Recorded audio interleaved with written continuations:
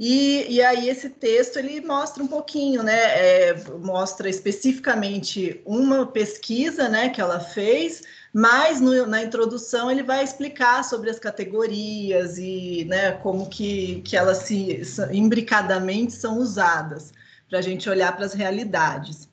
E assim, aí eu tinha pedido para vocês, para vocês irem anotando no texto as partes que vocês quisessem comentar mais, tivessem dúvidas e quisessem aprofundar, ou então que não tivessem entendido. Então, o que eu pensei assim para hoje, né? Eu e a Lívia, a gente pensou em comentar esse texto, dialogar com vocês sobre esse texto. E mais para o final, a gente linkar com a categoria historicidade, porque para começar a aprofundar em alguma categoria, né? Começar pela historicidade. E aí, assim, a gente vai seguindo com as outras. Só também para quem tá. A Laura vive falando, eu quero aprender a fazer núcleos, eu quero ver tal.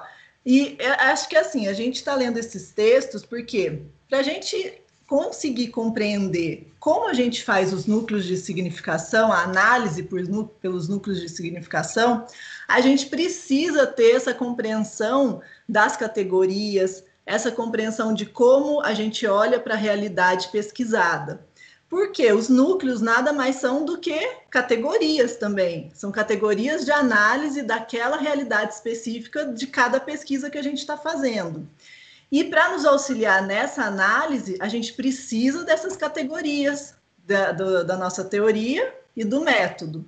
Então, se a gente não consegue aprender bem o que quer dizer olhar para a realidade com esse pensamento categorial, a gente corre o risco de fazer núcleos muito superficiais, núcleos que vão só tratar da obviedade ou até ter uma noção errada da realidade, né? Ou parcial, enfim. Então, eu acho que é importante a gente entender esse movimento, né, que essas categorias vão nos ajudar a olhar esse movimento da realidade, entender como esse processo, né, que a pesquisa que a forma da gente olhar para a realidade é olhar para esse processo, entender que não tem nada definitivo, né, verdades postas, e a gente compreendendo assim, e acho que as categorias é que nos ajudam a entender a realidade assim, a gente vai conseguir, daí quando vocês forem falar, nossa, núcleos, já vai estar super tranquilo, super fácil de compreender. Porque não é fácil também a compreensão dos núcleos. Eu, no começo, também tive dificuldade e tal, eu só fui conseguir compreender depois que eu compreendi toda essa concepção. Daí, Lívia, eu fiz aqueles slides, né, que eu falei para você, que eu trouxe. Acho que a Lívia sugeriu, já que a gente está trazendo essa concepção das categorias, para a gente falar de concepção de realidade. Então, qual é a concepção de ser humano, concepção de escola, concepção de pesquisa que a gente tem? Aí eu lembrei que eu tenho uns slides que eu já tinha preparado de outras apresentações, daí eu estou trazendo aqui. Eu vou compartilhar aqui, então, esses slides, a gente pode ir começando com eles, e daí vocês vão remetendo para o texto, pode ser assim? Ótimo, ótimo, isso mesmo. Acho que está muito bom. Então, só que hoje eu não vou ficar falando aqui sozinha, hein, gente? Vocês têm que falar. Não é aula, né, Luciana? Não é aula. Não. Não, é um grupo de estudos. E aí é para todo mundo perguntar, e vai ter coisa que eu não vou saber, vai ter coisa que a gente vai ter que pesquisar. É para isso mesmo.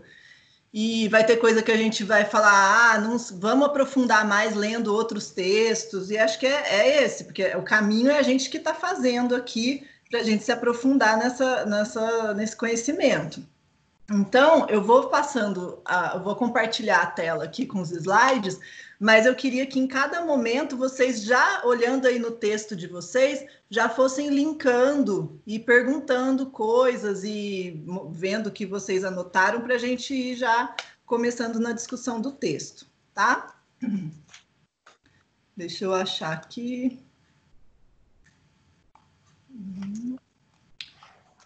Vocês estão vendo a tela? Não. Não? Agora sim, agora sim. Ah, tá. Eu tô meio atrasada aqui, demora um pouquinho. Às vezes ela demora para carregar, né? Bom, então, né, para a gente pensar, o texto, ele já, no título já mostra, né, que psicologia sociohistórica como fundamento para a compreensão das significações da atividade docente.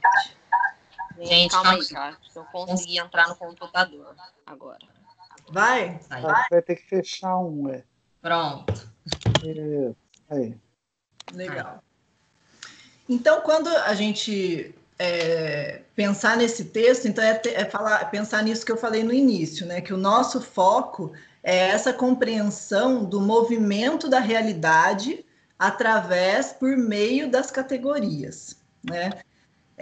Então, é pensar nessa contribuição da sociohistórica e do materialismo histórico dialético para a pesquisa em educação. Daí o texto, logo no início, vai falar, né, do grupo de pesquisa da PUC de São Paulo, que é o GADES, a sigla é Grupo Atividade Docente e Subjetividade. Esse grupo ele existe desde 2009 e tem feito pesquisas dentro de escolas públicas em São Paulo. E agora a gente está numa nova escola, está fazendo novas pesquisas, sempre vão entrando novas pessoas no grupo e a gente vai continuando, né? Agora mudou a escola, mas né, sempre no mesmo tipo de pesquisa, que é um tipo de pesquisa colaborativa, pesquisa que a gente está chamando de pesquisa transformação agora. E aí a psicologia sociohistórica tem as suas bases, né, em Vygotsky e no materialismo histórico dialético. Aí vocês lembram também do primeiro texto que a gente falou bastante sobre isso, né? Falou bastante não, né? Deu uma introdução do materialismo histórico dialético, dessa base que a gente tem. E aí, tendo essa base, né, a gente tem uma concepção que a gente específicas, né, sobre a realidade. Então, quando a gente olha para a escola, a gente tem uma concepção de escola que é uma escola para todos, como Vygotsky vai falar, ela tem uma função de humanização.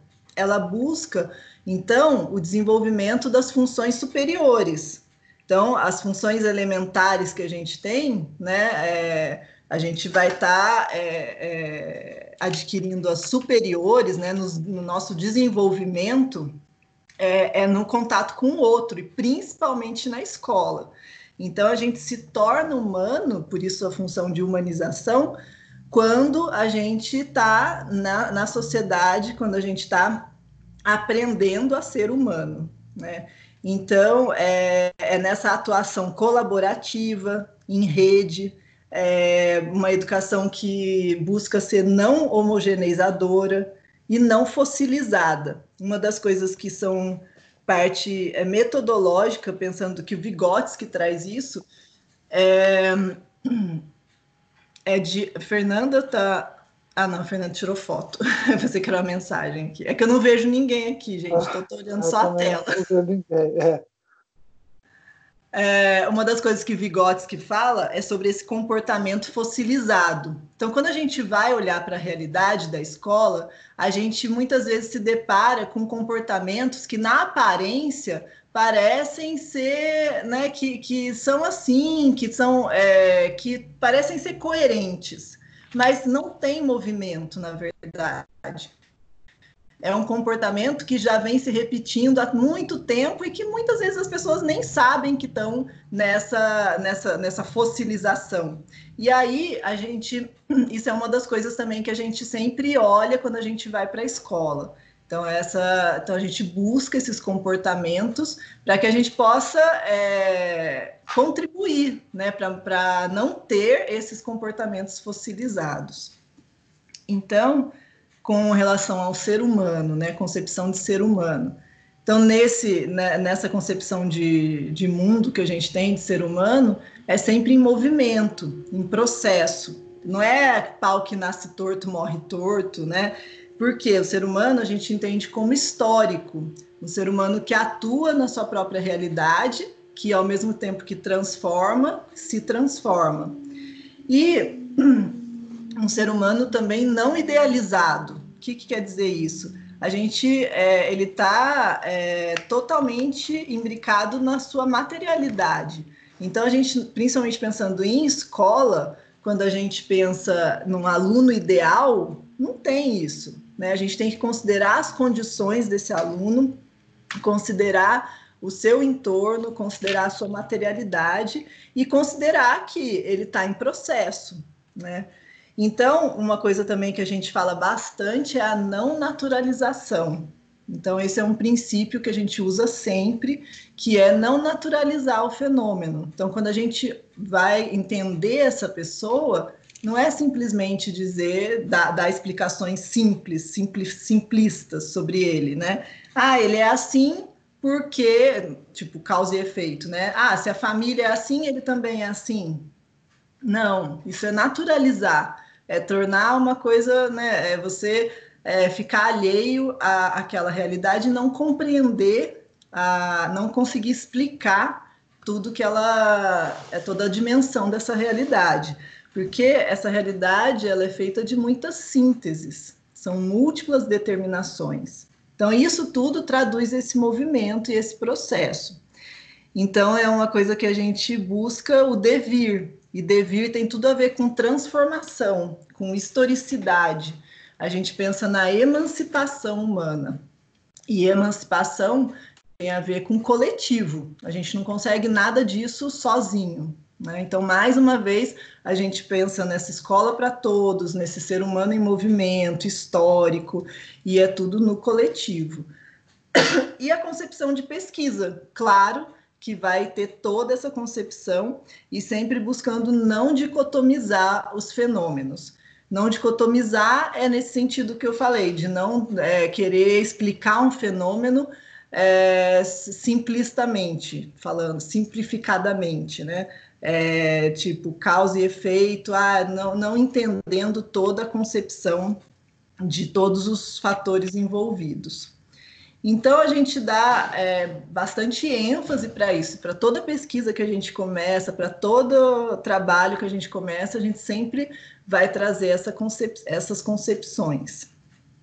E aí, para a gente... Porque o que a gente busca é avançar, acho que a gente falou isso no encontro passado, vocês lembram sobre aparência? Aparência e essência, lembra que a gente conversou? Ou não? Sim? Porque se a gente busca todo esse movimento, busca essas contradições acontecendo nesse movimento, o que a gente busca é ir além do que é mostrado. Então, a gente busca essas brechas na realidade para que a gente possa realmente conhecer essa realidade concreta. Então, realidade concreta, que é um conceito marxista, quer dizer a aparência mais essência. É claro que a gente considera a aparência, considera aquilo que ela traz, mas a gente quer mais que isso. A gente quer entender todas as mediações. Estudou mediações, Marta? Marta? Gente, tá todo mundo aí? Eu tô. Eu também tô. Então tá. Eu estudar mediações. Eu também. Então, Luciana, Oi. Oi. Oi. Tá ouvindo? Tô ouvindo. A Marta teve que trocar a neta aqui. Nós estamos aqui de babysitter aqui hoje. Tá legal. Tá bom? Ela foi Tá bom, depois eu pergunto de novo para ela.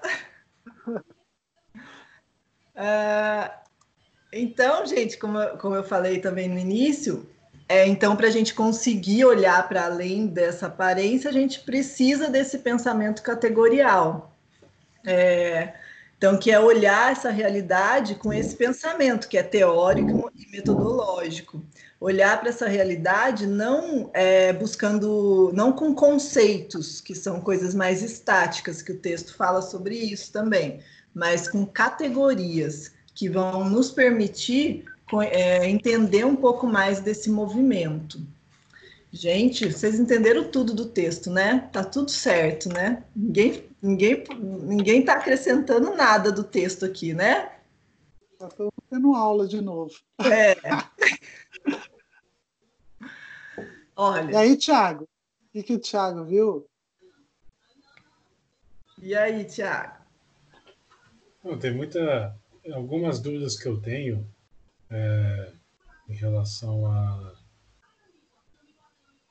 essa primeira posição de quando você vai olhar para a realidade, porque você vai estudar um pouquinho sobre o histórico dialético, embora sejam pontos de vistas diferentes, mas com um objetivo só. Eu não sei se dentro da escola a gente consegue construir isso, porque eu nunca participei de uma pesquisa como essa você colocou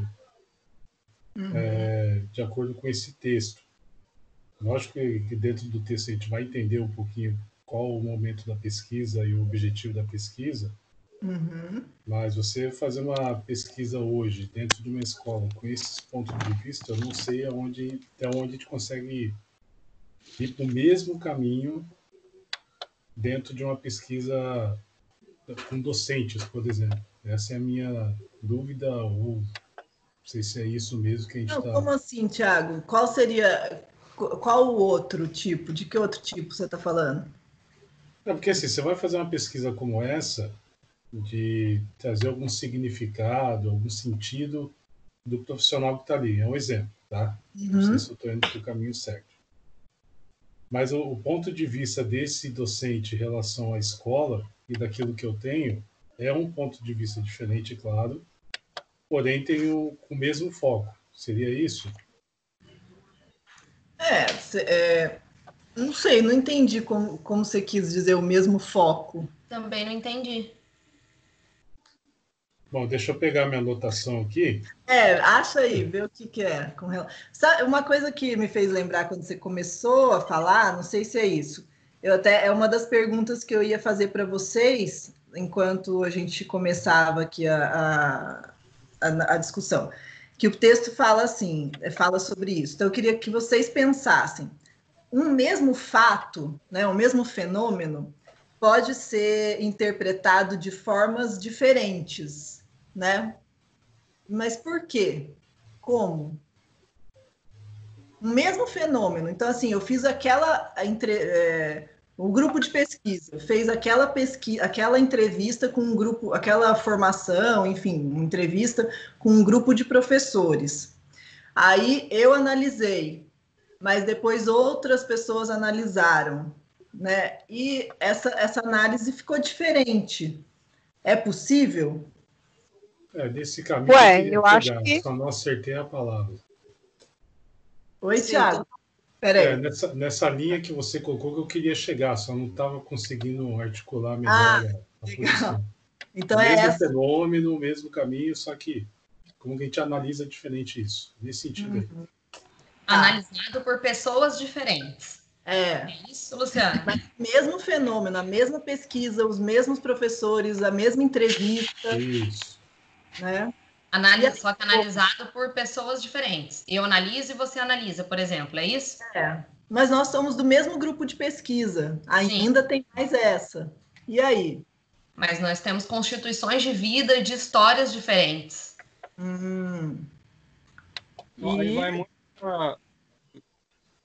Vai muito para a questão do sentido e significado. O sentido que eu vou atribuir àquela pesquisa, aquele material de estudo. É a partir das minhas vivências é que eu vou estabelecer um sentido. E meu colega que está analisando o mesmo objeto tem as suas vivências e vai estabelecer o seu sentido de acordo com elas. É isso? Sim, você está analisando, você pode estar analisando as significações daqueles professores, mas você tem as suas. Isso que você falou? Isso. Quais sentidos quais sentidos e significados eu vou dar para aquele objeto de estudo, né? A partir das minhas vivências e das minhas relações que eu tenho com o meio, que são diferentes dos colegas. Sim. assim, a gente também entra também a parte da pesquisa, né? Eu posso também ter algum objetivo diferente para olhar para aquela mesma entrevista, né? Eu posso usar uma mesma entrevista na minha pesquisa, na pesquisa da Marta, por exemplo, e são objetivos um pouco diferentes. Também tem isso, né? Luciana, posso... Oi, Cristóvão. Tá, só para... vocês estavam conversando e comentando, e eu acho que dentro das próprias categorias tem uma categoria que também está posta dentro do artigo e que ela é interessante, acho que ela traz uma contribuição para esse entendimento, é de que as leituras, né, elas são feitas pelas pessoas, né, com aquilo que a pessoa tem da sua historicidade, com aquelas experiências que ela foi construindo ao longo da vida dela, e acho que uma das categorias que explica um pouco isso é a categoria subjetividade, tá? E que está carregada, né, dos sentidos que determinadas ações, determinados fenômenos vão ter para uma pessoa específica. E daí a leitura que eu vou fazer dos dados, né, que eu estou coletando para pesquisa, quer queira, quer não queira, acho que o texto também traz um pouco disso, elas vão estar, de uma certa forma, por mais que a gente tenha cuidado, elas acabam se contaminando com um pouco das nossas ideologias, com um pouco das nossas experiências, das nossas histórias, ou seja, a nossa subjetividade ela é muito forte nessas interpretações. Tá? E acho que esse tipo de metodologia ela faz com que a gente perceba e tenha que ter essa noção de que os dados eles vão ser interpretados, tá? E essa interpretação dos dados elas são feitas dentro de um tempo, num lugar, tá? Com determinadas marcas que a pessoa que está interpretando, né, vai vivenciando. E acho que talvez o mais interessante desse tipo de pesquisa é que você precisa ver de que maneira que as informações, que os dados, que os fenômenos que você está observando, eles vão conversando entre eles, tá? E você vai fazendo as leituras dele, né, mas sem descartar que existe, né, por mais que a gente queira se despir, por mais que a gente queira ser isento, algumas interpretações elas vão ter as nossas marcas, né, que são das nossas subjetividades que nós vamos construindo ao longo das nossas experiências, né, e se você fizer uma leitura hoje de dados, ela é uma, mas se você fizer essa leitura depois de um certo tempo, ela já pode ser uma outra completamente. A gente diferente. Mesmo olhando para a nossa própria pesquisa, né? Sim. Com certeza. Porque nós não somos o mesmo a vida toda, né? A gente está em movimento, a gente está em transformação. Então, nosso olhar para aquilo também muda. Eu acho que é isso que é a perspectiva que a gente tem mesmo de análise, né? Essa é a perspectiva do processo, né, Virgínia? De todo o processo. Cristóvão, eu só... por que você usou a palavra contaminar e por mais que a gente queira se despir? Então, eu acho que a forma, né, que você vai concebendo, que você vai conhecendo, ela vai te trazendo marcas, né? E essas marcas, elas acabam te colocando, vamos dizer assim, usando uma parábola, você acaba usando alguns óculos. E esses óculos é com eles que você vai fazer a leitura das realidades. Tá? E isso acaba, de uma certa forma, contaminando algumas coisas. Então, a pesquisa, né, ainda mais a pesquisa em ciências humanas, né, como ela tem uma interpretação e a pesquisa qualitativa, ela, por mais que, imagino eu, né, por mais que a gente queira se despir, que a gente queira retirar, se isentar, você acaba deixando algumas marcas, né, nas suas análises, nas suas conclusões. Então, eu imagino que assim, a pesquisa ela pode te indicar caminhos, né? Ela pode te propor algumas generalizações, mas é sempre bom, imagino eu, né? Assim, minha concepção é de que algumas marcas elas acabam ficando, né? E isso mostra, talvez, essa questão da própria leitura, que ela muda também com o tempo, à medida que você vai conhecendo outras realidades, quando você vai incorporando outras coisas, né, outros conhecimentos. E eu acho que talvez seja, posso estar errado, mas a beleza que tem é que algumas verdades que são postas hoje, elas pode ser que amanhã não sejam mais essas verdades, mas eram as verdades possíveis dentro daquilo que você tinha para fazer as leituras. Então não é que a leitura esteja, talvez, a palavra contaminada talvez seja forte, não seria no sentido de ter problema, mas foi a que era possível naquele contexto, né? Naquela historicidade que você tinha, na realidade que você estava lendo. Até porque o próprio trabalho também ele traz, né, da questão das realidades, né? O que quando ele traz a questão da atividade real e o real da atividade. Então, aquilo que foi mostrado, né, aquilo que foi posto, que foi concluído, é atividade real, mas o real da atividade tem muitas outras coisas que talvez elas não foram postas. É um pouco nesse sentido, né? Eu só falei porque, assim, nessa perspectiva, a gente até acha importante ter essas marcas, como você falou. É importante a gente ter o nosso... a gente tem um posicionamento até, que a gente tem chamado hoje de ativista. Então, assim, o que eu quero para essa escola? Então, nessa, eu vou pesquisar... Eu quero, porque a gente busca transformar, um pouco esse artigo vai falar um pouquinho disso também, né? Que é a transformação como princípio teórico metodológico até. Então, assim, só para sempre deixar as claras que quando a gente vai para a pesquisa, a gente sabe que a gente tem o nosso posicionamento, a gente sabe que é isso que a gente busca e que a gente quer sair dessa pesquisa transformado e transformando, né? Então, por isso que a gente tem que entender muito bem sobre esse processo, porque o nosso próprio processo da pesquisa vai interferir naquela realidade, vai deixar, sim, é o nosso objetivo, deixar as marcas. Deixar marcas. Eu não sei, é isso, Lívia? Como é que foi a sua pesquisa? Não, é isso. E isso fica muito presente também, porque, por exemplo, na minha pesquisa, eu tinha o meu posicionamento, a minha opinião, assim como os indivíduos tinham as suas, e como houve uma história no meio dessa pesquisa, houve um tempo e houveram muitas mudanças nessa história política da Base Nacional Comum Curricular, por exemplo, que foi o que eu estudei. O meu posicionamento com essas mudanças históricas, políticas, sociais, esse posicionamento da minha pessoa também se alterou, bem como dos indivíduos que faziam parte dela. E aí, essa marca ficou muito presente, e eu fiz questão de deixar essa marca, deixar a minha marca lá nas considerações finais, o posicionamento, né?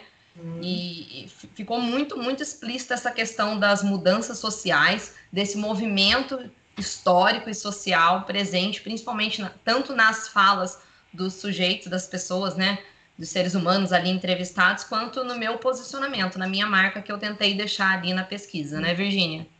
Foi exatamente isso. Eu acho que nós todos mudamos, né, Lívia? Todos mudamos, porque a base, quando a gente começou a pesquisa, a base, ela tinha uma história, ela estava em um momento social, e houveram muitas mudanças políticas no decorrer, né? E aí, consequentemente, o nosso posicionamento também se alterou. O que, como disse o Cristóvão, né? Eu acho que a boniteza da pesquisa é isso, né? Desse tipo de pesquisa. Essa possibilidade de mudar, né? Então, por exemplo, hoje, já, por exemplo, se a Lívia pega o trabalho dela, já houve tantas outras coisas sobre a base que, com certeza, ela teria um outro olhar. Né? Então, isso mas só fazendo link, esse meu posicionamento, essa mudança dos seres humanos que estavam ali, professores participando, e este meu posicionamento no final dessa mudança, ele foi ouvido e foi atendido, porque atualmente no Instituto Federal de São Paulo, onde eu trabalho, a gente está construindo o currículo de referência do ensino médio, e lá no final do meu trabalho, ficou claro que os professores não estavam de acordo com essa nova versão da Base Nacional do Ensino Médio, e nós não estamos utilizando ela como parâmetro para a construção desse novo currículo. Então, assim, foi um posicionamento que a gente está vendo agora que foi escutado, né?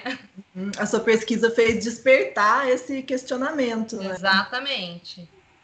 Legal. E aí também usando o que o Cristóvão falou, que o Cristóvão ele sempre traz coisas tão complexas, né, Virgínia? Eu adoro escutar as coisas que ele fala.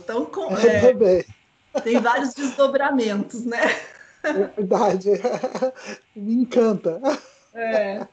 Aí o Cristóvão falou assim, e também a cada momento, pelo que se tinha de recursos naquele momento, né, de conhecimento da ciência, enfim, né, a gente vai conseguir elaborar um tipo de pesquisa, um tipo de conhecimento.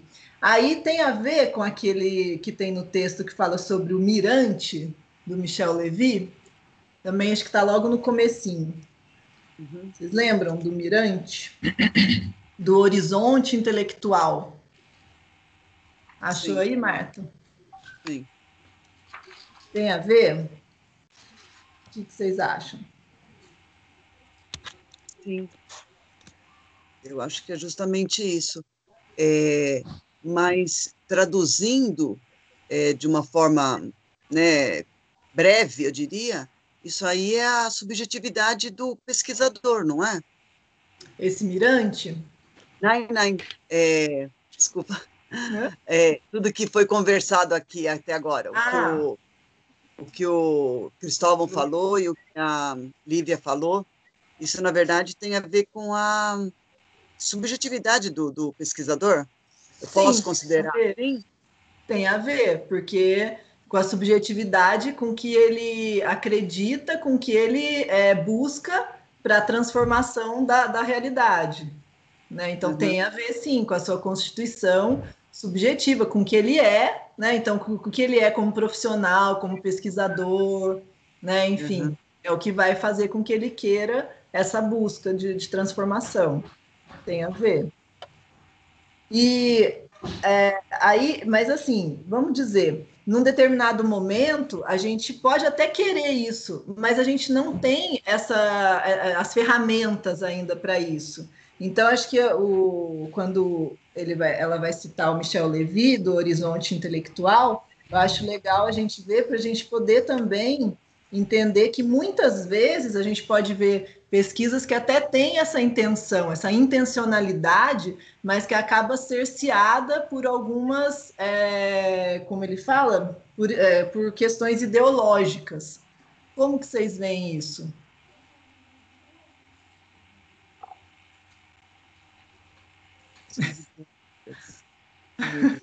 Tá chamando, pedindo ajuda. Luciana, deixa eu, enquanto o pessoal pensa um pouquinho, só me passou algumas coisas na cabeça.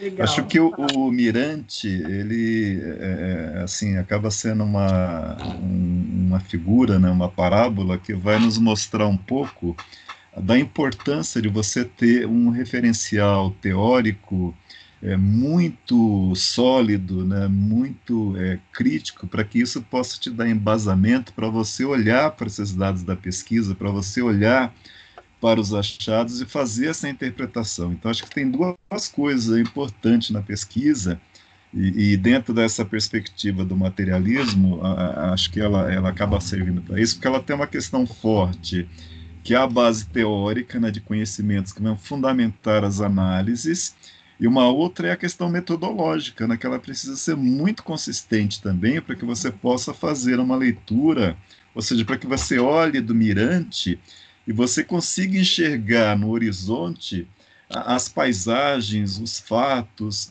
as nuances, né, e os dados, né, que possam te ajudar a fazer uma leitura o mais completa possível naquele momento, naquele recorte, da realidade que está posta, ou seja, que te permite despir essa realidade e fazer uma compreensão dela. Então, sem esse referencial muito sólido e sem uma metodologia consistente, vai se ter dificuldade para fazer isso. Então, acho que essa é uma questão da pesquisa, né, que precisa ser vista com bastante cuidado, que é a questão da solidez do referencial que você tem, né, que você vai utilizar para fazer as suas leituras, e a consistência metodológica que você vai estar utilizando. Então, e isso precisa também estar muito conjugado.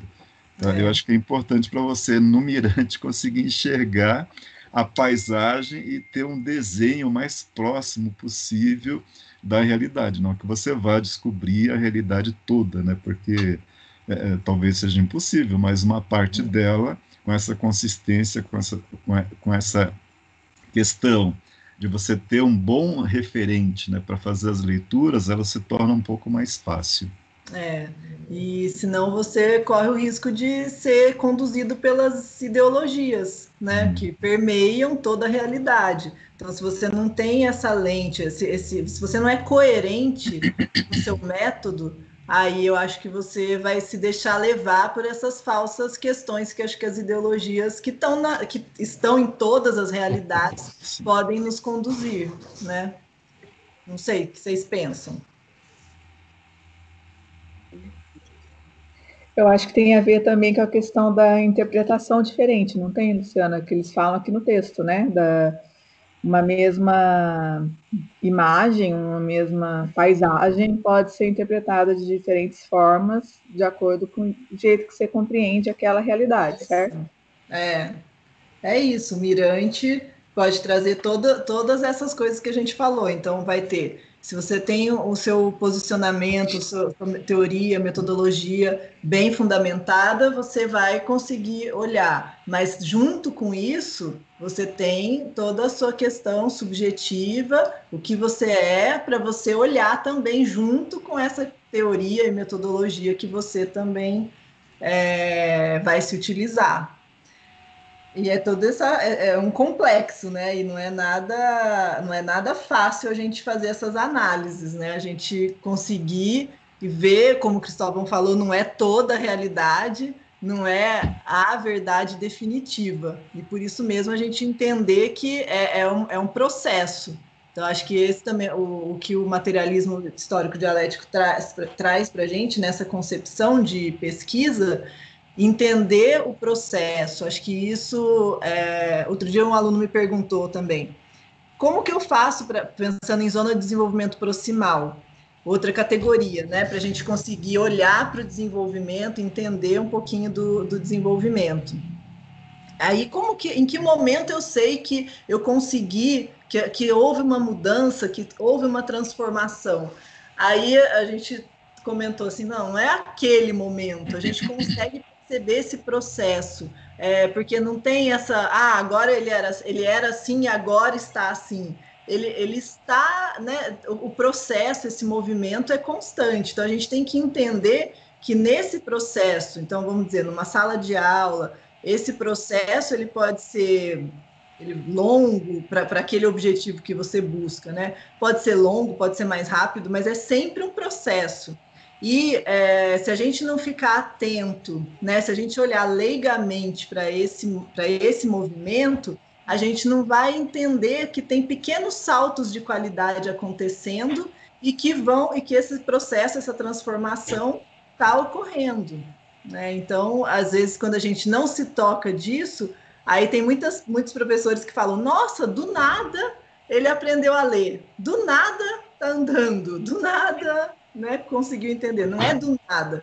Se a gente está falando do nada, é porque a gente não está compreendendo esses pontos de viragens que tem ao longo desse processo.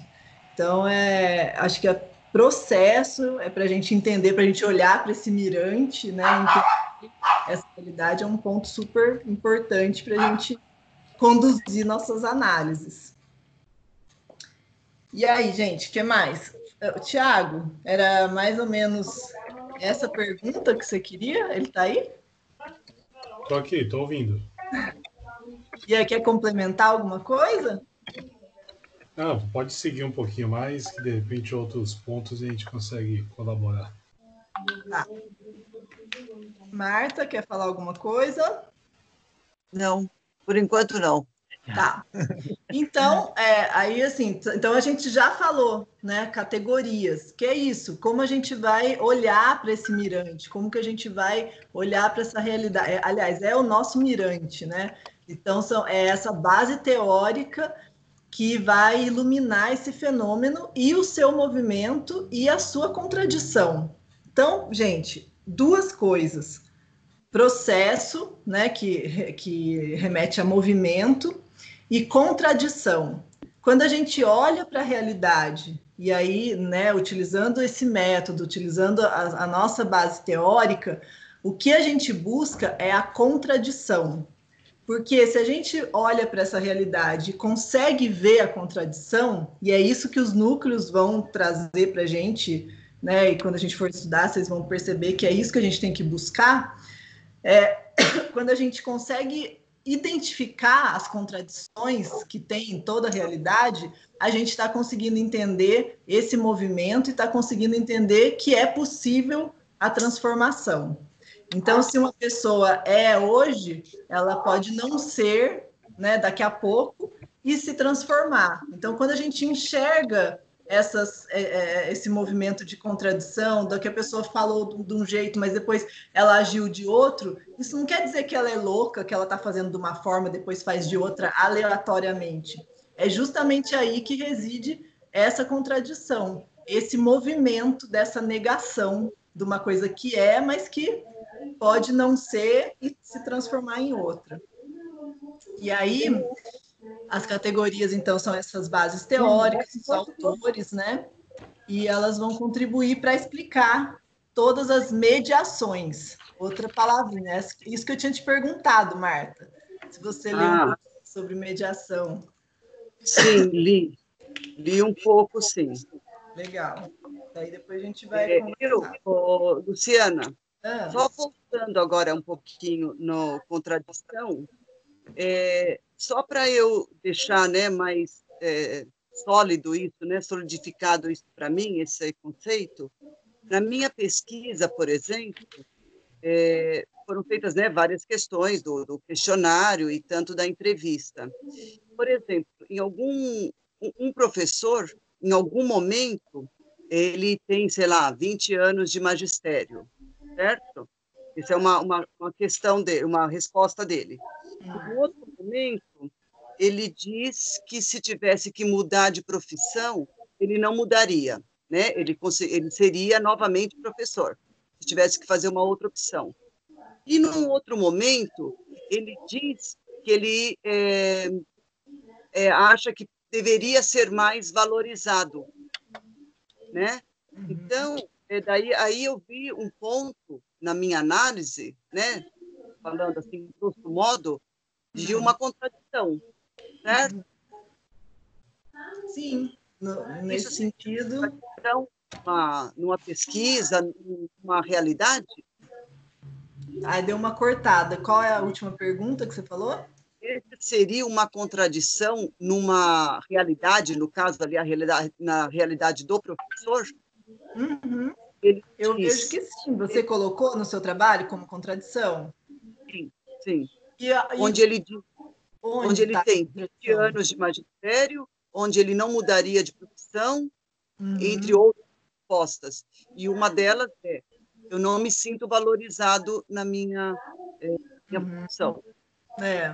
É uma contradição, porque assim, se ele ficasse sempre na mesma, não, eu tô bem, eu tô ótimo e tal, a gente poderia pensar que seria até um comportamento fossilizado, que ele tá, né, repetindo aquilo, mas na verdade, né, alguma coisa ali tá faltando.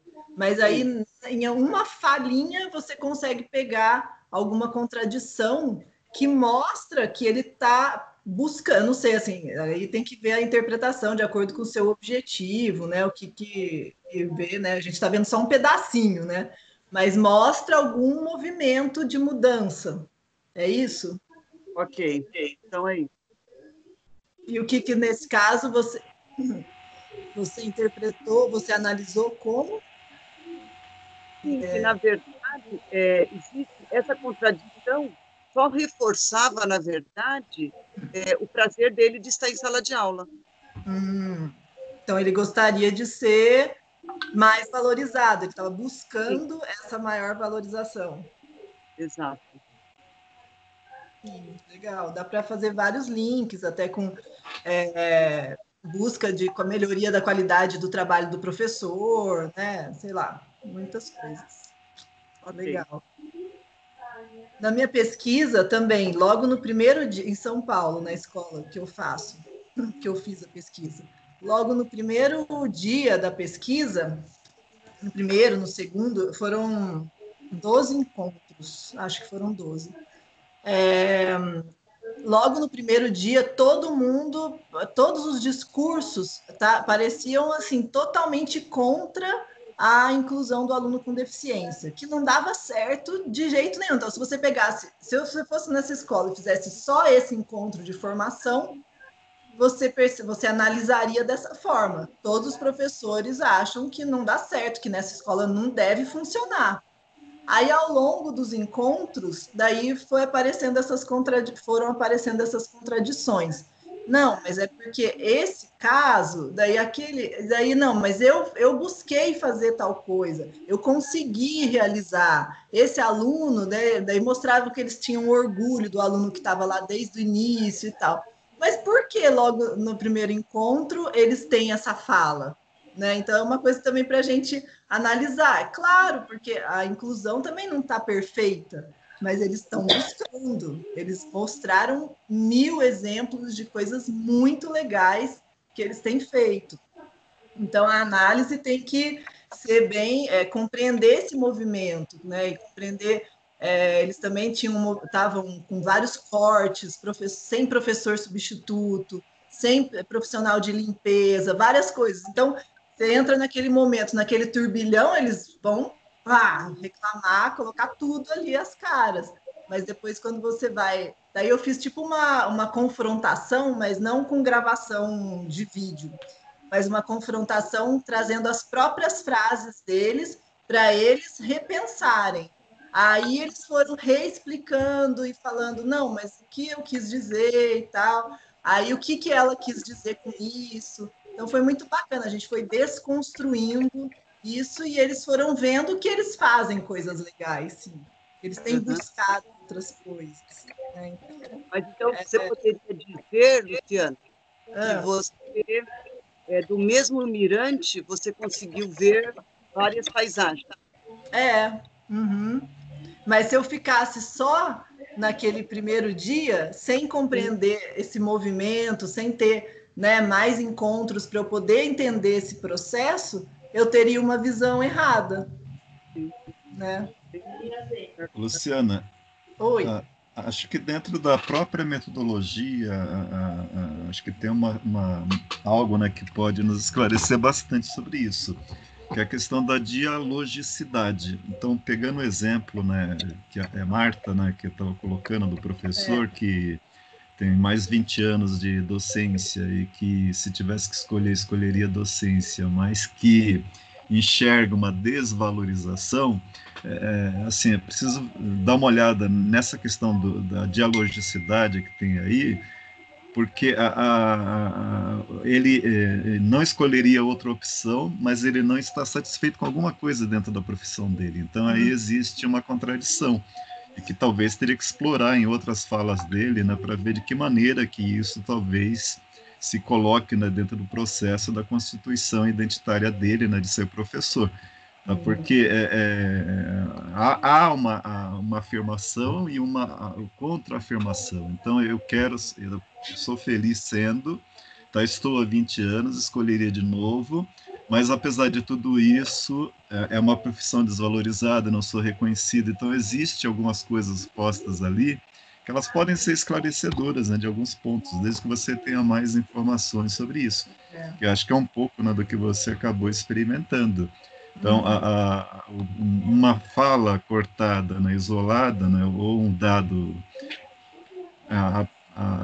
coletado, né, dentro de um contexto, né, e se for só aquele dado, se você não tiver outros pontos para ir comparando, né, para ir colocando, para ver esse diálogo que tem nessas falas, talvez as conclusões elas possam não retratar de fato o que realmente estava posto ali. Eu acho que esse é um cuidado, né, até para a Marta, né, dar uma olhadinha, tá, porque isso acaba explicando uma série de coisas, desde que ela tem outros elementos para ir comparando, né? Então, até as próprias contradições, né? Sim. As próprias contradições que a gente tanto usa, né, nessa perspectiva. Então, é isso que a gente busca mesmo. Então, assim, Às vezes tem gente que fala assim, mas a contradição, né? Uma coisa, você vai buscar isso, você quer apontar isso, é isso que a gente tem que mostrar. Esse é o nosso objetivo no trabalho, porque é aí que mora a possibilidade, né? Então a gente tem que sempre ter claro isso. E contradição é o movimento, contradição é o que move. Então, deixa eu só ver aqui nos slides se tem alguma coisa para contribuir. Aqui, ó, também, já que a gente está aqui nessa nossa conversa, a gente já falou, já utilizou várias categorias. Então, a gente falou, depois a gente vai vendo a fundo cada uma, né? Mas só para a gente entender como que, para olhar para a realidade, a gente utiliza essas categorias de forma articulada, que essas são a possibilidade que a gente tem de aprender a realidade. Então, não vai usar uma ou outra. A gente tem as nossas categorias principais, que são as do método, como a gente falou. Tem que ter coerência com o método. Então, todos os nossos trabalhos, independente se a gente vai estudar desigualdade na favela, vai estudar escola, vai estudar indígena, enfim, qualquer realidade, a gente vai coerente com o método. Então, a gente vai utilizar totalidade, contradição, materialidade, e historicidade, que é uma categoria que a gente considera principal e que articula várias.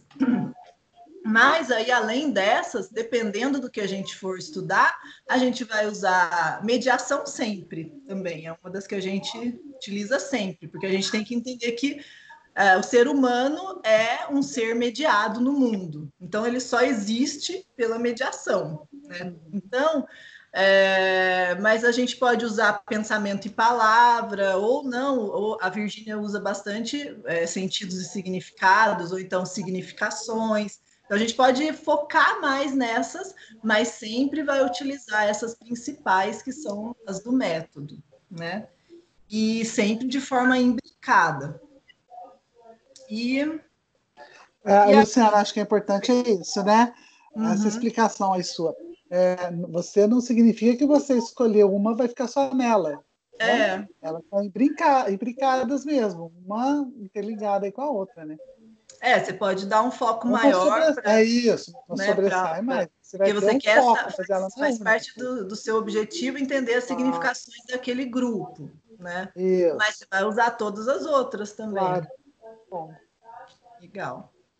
E aí, acho que aqui a gente já falou esse slide, então isso vai permitir a gente não fazer interpretações dicotômicas, a gente vai compreender essa constituição das subjetividades, que também não é dicotômica. Agora eu grifei a palavra participação, porque aí, Lívia, eu queria que você já linkasse para a gente começar a falar da historicidade.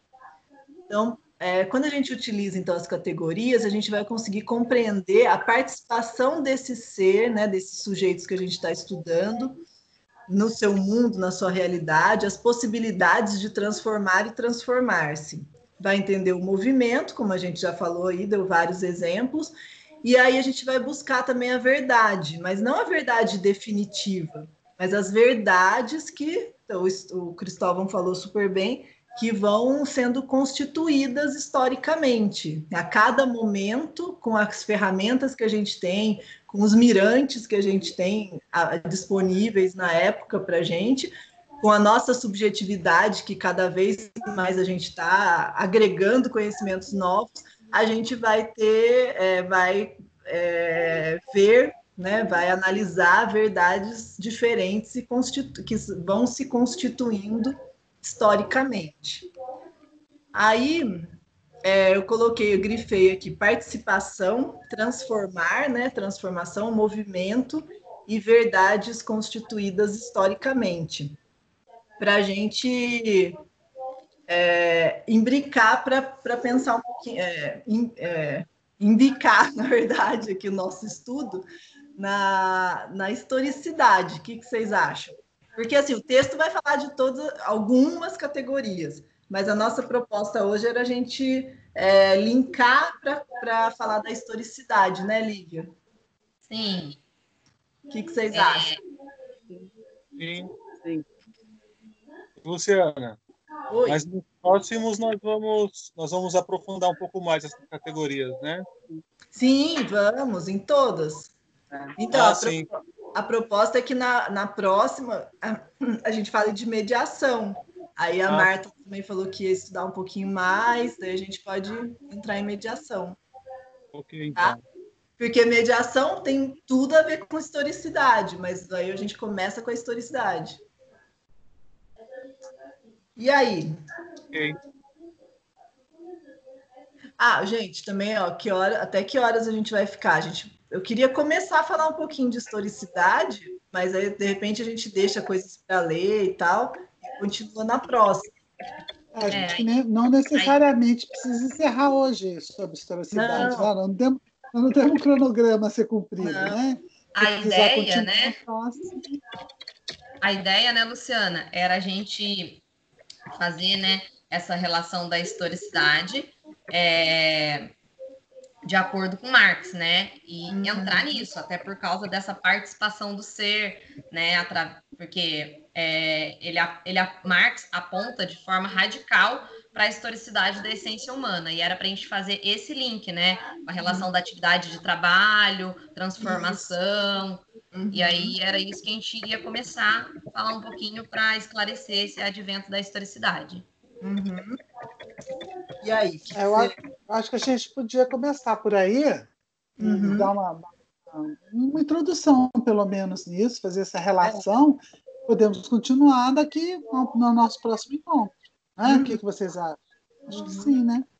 Sim. E aí no próximo já termina, fala mais sobre historicidade, e aí se der já vai entrando em mediação. Né? Eu acho que seria um link legal, historicidade e mediação. Aí hoje não falar só hoje, né, historicidade, porque começa no próximo e já faz o link com a mediação. Né? Isso, não sei, é uma sugestão também, gente. Eu acho que é legal. Tem que ir fazendo assim, mas aí no meio de tudo a gente vai falando de outras categorias, igual a gente falou agora, de contradição, que não tem como não falar, né? Como a gente falou, tá tudo imbricado. Não, eu acho que esse é o objetivo, né? Agora que são 18h48, né? 18h50. Será que iríamos até às 7, Lívia? Depois já... eu dou... Então, a ideia era dar uma introduçãozinha, né? Porque é o tempo que a gente tem, e aí a gente poderia até sugerir algum outro texto, né, Lu, para continuar na próxima semana, não sei? Ou não? Eu acho que sim, a gente pode pegar um texto que fale mais de historicidade, e aí só ler, e mediação também. E mediação, né? Aí a gente fala junto. Isso, porque o importante foi essa introdução mesmo, explicando isso, né? Porque realmente, outros falaram para mim, quando é que a gente vai fazer, né, os núcleos? Mas não adianta, a gente tem que ter esse olhar. Né? Isso é bem bacana. Isso aí, vamos em frente. E aí, Lívia, o que você trouxe de anotação? Então, eu vou pegar aqui o link, que eu bati um print aqui da sua tela. Quando você fala das implicações para a pesquisa, você fala e destaca assim: compreender a participação deste ser e as possibilidades de transformar e transformar-se, né? E aí eu vou falar dessa participação do ser e a possibilidade de transformar e transformar-se, né? A questão que a psicologia sócio-histórica, ela parte dessas categorias de trabalho e relações sociais para situar o homem na sua historicidade. E ele consegue transformar e transformar-se, né, agindo nesta realidade. E como que ele consegue agir nesta realidade? Através da sua atividade, do seu trabalho, né? E essa relação que Marx vai falar muito, dessa relação do trabalho para a transformação da sociedade e a constituição de toda a historicidade, tá? Uma coisa que eu achei importante falar é que... deixa eu ver, fiz algumas anotações aqui, tá? Quanto à historicidade, como que é? A partir da modificação da natureza e da relação entre ela, mudam-se as relações de poder. Então, quando a gente volta lá para entender um pouco dessa relação de trabalho e transformação da sociedade através do trabalho, né? A gente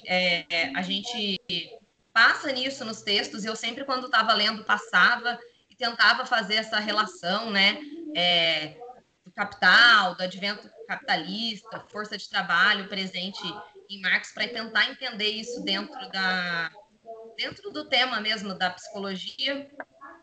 E aí eu comecei a entender um pouquinho quando eu comecei a entender como a questão da transformação social mesmo, né? Que com o advento do capitalismo houve uma transformação na economia, né? De todo um sistema feudal para um sistema de capital. E quando essas novas práticas econômicas e sociais começaram, também novas concepções de mundo e de homem ficaram presentes nesse pensamento moderno, né? E aí é quando a modernidade afirmou o sujeito da maneira contraditória, que é a qual a gente estava falando exatamente agora, né? Desse ser que é contraditório, ou seja, nossa, calma aí, tá? Calma aí, minha tela saiu. E esse ser contraditório, ou seja, as contradições que elas são presentes nesse momento, né? Na modernidade, elas criam e originam a afirmação da negação do sujeito, que é o que explicita a sua historicidade.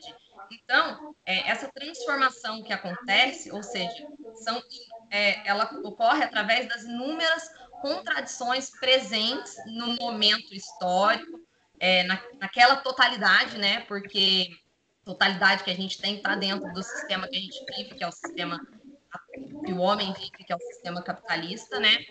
E ele vem negando, né? O sujeito vem toda hora com essa afirmação e negação desse sujeito, e é aí que explicita a sua historicidade, né? Essa historicidade, essa participação do sujeito na própria história fica explícita, principalmente, ao meu ver, né? Aí é uma opinião própria, a Luciana pode falar um pouquinho mais para a gente, através da contradição mesmo que a gente estava falando. Então, é importante entender a história da sociedade, é importante entender a relação de transformação do homem na realidade através dessa atividade, né? Marx fala principalmente da atividade de trabalho, né, no caso, dentro dessa mudança que houve, né, dessa mudança lá atrás, econômica, da modernidade, e aí a gente consegue entender todo esse processo de participação na própria história, né, através desse movimento de ir e vir e de contradição, né, e até mesmo afirmação, negação. Enfim, quer falar alguma coisa, Lu, para eu ir continuando? Só pegar esse gancho, né, contando isso, né, que você está falando essa parte histórica, e contando como Marx foi estudar as relações. Mas bem por cima, né? Não, mas a gente não tem tempo, ó, já está acabando o nosso tempo. Mas depois a gente passa alguma coisa para o pessoal ler. Ih, ficou tudo escuro aqui. Alguém está compartilhando a tela? Deixa eu ver. Nossa, calma aí. Tá me ouvindo, Luciana? Acho que eu que aprontei alguma coisa aqui, que sumiu a minha tela.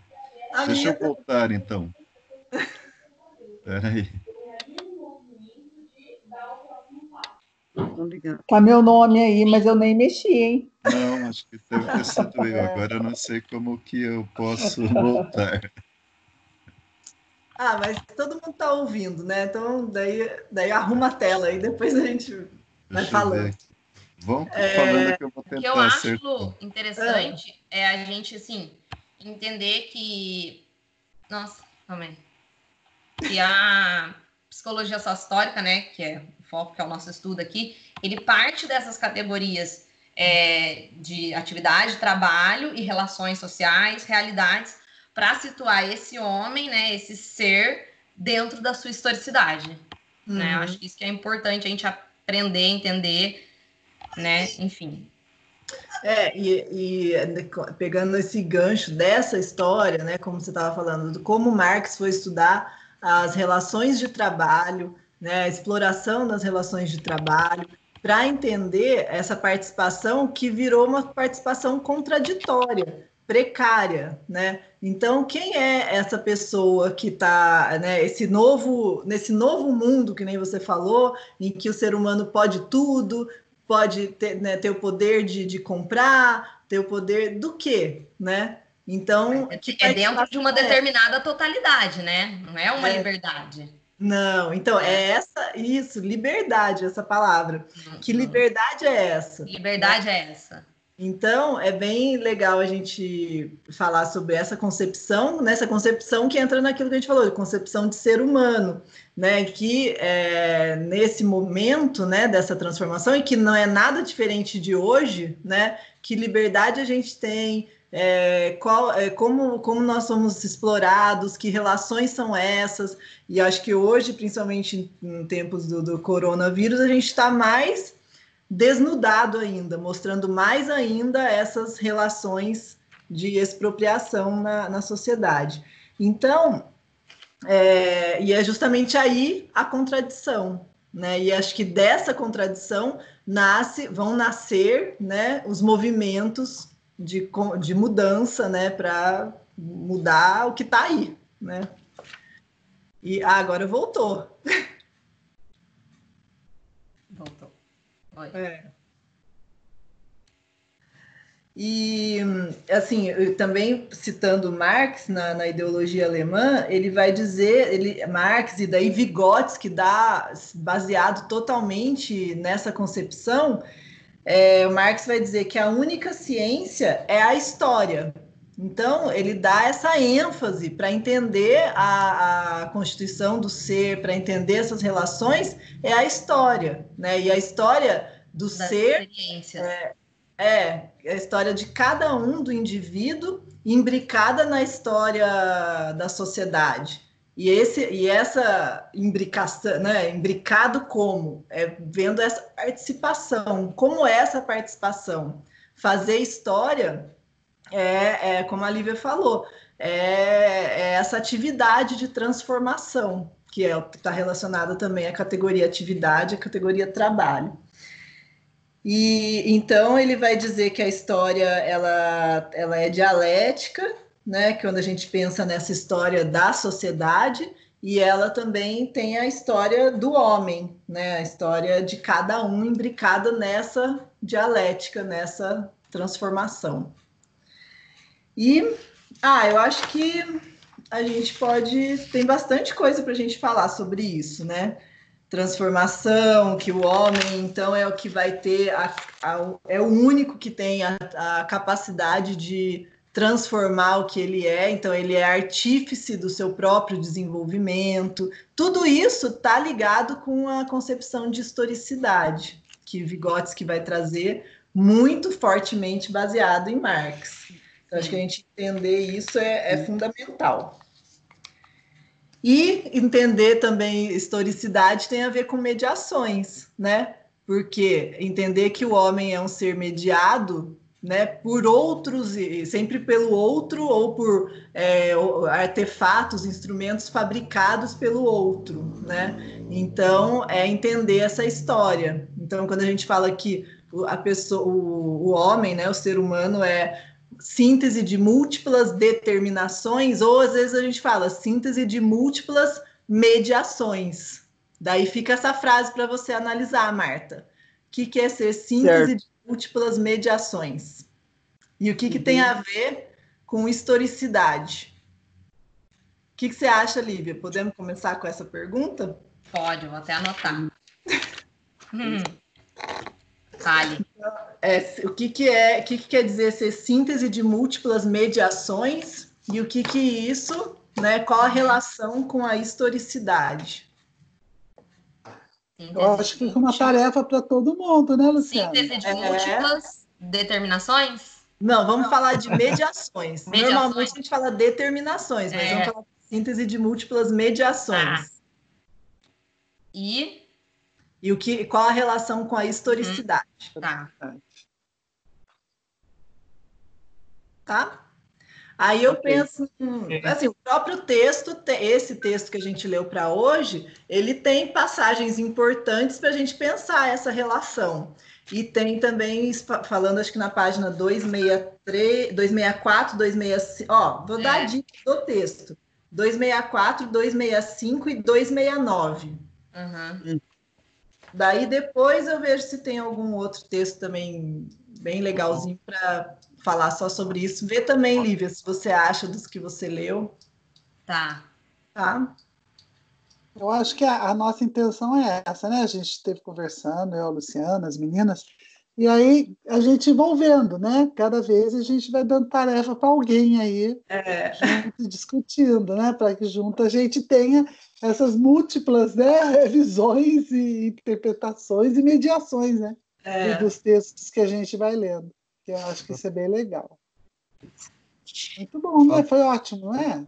Alguém quer falar alguma coisa? Acho que alguém tá falando. Virgínia. Oi. Virgínia, depois, viu, dá tarefa para a Patrícia também. Todos terão. Vai chegar a vez de todo mundo. A Virgínia tem uma programação já. Já tem uma agenda. Ela está muito quietinha ali. Ela tá preocupada com a defesa, tadinha. Deixa ela. Tá bom, deixa passar aí. Foi bom, tá? A Juliana gostou aí, muito legal. Eu achei muito bom, muito produtivo, eu adorei. A segunda, excelente, muito bom. Agradecendo, acho né, que gente? a ideia é essa, né? Mas é sempre importante vocês lerem os textos e trazerem as questões para a gente poder debater bastante.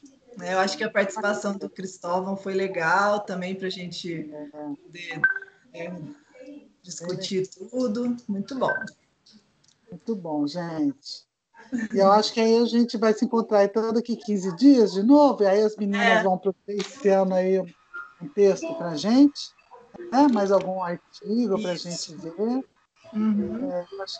Eu acho que é legal, todo mundo assim, dando as opiniões, falando se tá bem assim, né? Se a gente continua nesse formato, né? Eu acho que a gente pode contribuir lá no grupo com isso. Sim, manda perguntas no grupo, se não entendeu o texto, sei lá, a gente já vai discutir. Vamos continuar interagindo lá, né? Interagindo no grupo. Muito obrigada, viu, meninas? Obrigada, muito obrigada por todos pela participação. Clareou muito, viu, Luciana? Obrigada mesmo. Obrigada, Virgínia. Tchau, obrigada, gente. Obrigada, Cristóvão. Gente, tchau. Fique em casa. Fique com Deus. Tchau, beijo. Fique em casa, viu, Virgínia? Eu fico. Você também, viu, Marta? Tchau, gente. Obrigado, hein? Valeu, Luciana. Tchau.